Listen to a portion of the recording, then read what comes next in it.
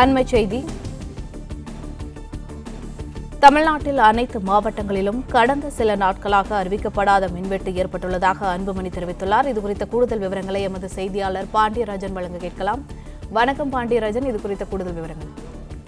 பாமக தலைவர் அன்புமணி ராமதாஸ் வெளியிட்டிருக்கக்கூடிய அறிக்கையில் தமிழ்நாட்டில் மின்வெட்டை தவிர்க்க வேண்டும் எனவும் அனல் மின் திட்டங்கள் பற்றி வெள்ளை அறிக்கை வெளியிட வேண்டும் எனவும் அவர் ஒரு அறிவுறுத்தலை வழங்கியிருக்கிறார். தமிழ்நாட்டில் சென்னை உள்ளிட்ட அனைத்து மாவட்டங்களிலும் கடந்த சில நாட்களாக அறிவிக்கப்படாத மின்வெட்டு நடைமுறைப்படுத்தப்பட்டு வருவதாகவும் இதனால் தமிழக மக்கள் கடுமையாக பாதிக்கப்பட்டுள்ளதாகவும் மின்வெட்டுக்கான காரணங்கள் குறித்து அரசு தரப்பில் கூறப்படும் காரணங்களை ஏற்க முடியாது எனவும் அன்புமணி ராமதாஸ் தெரிவித்திருக்கிறார்.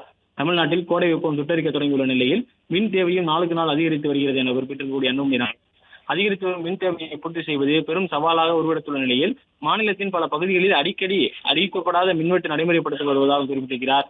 இதனால் பாதிக்கப்படும் மக்கள் மின்வாரிய அலுவலகங்களை முற்றுகையிட்டு போராட்டம் நடத்துவது அன்றாட நிகழ்வுகளாகி வருகின்றன எனவும் அன்புமணி ராமதாஸ் குறிப்பிட்டிருக்கிறார். ஆனால் தமிழகத்தில் எங்கும் மின்வெட்டு இல்லை என்றும் சில தனி மனிதர்கள் செய்யும் சதியாலும் மின் கருவிகளின் பழுதால்தான் மின்தடை ஏற்படுவதாக தமிழக அரசு விளக்கம் அளித்திருக்கிறது.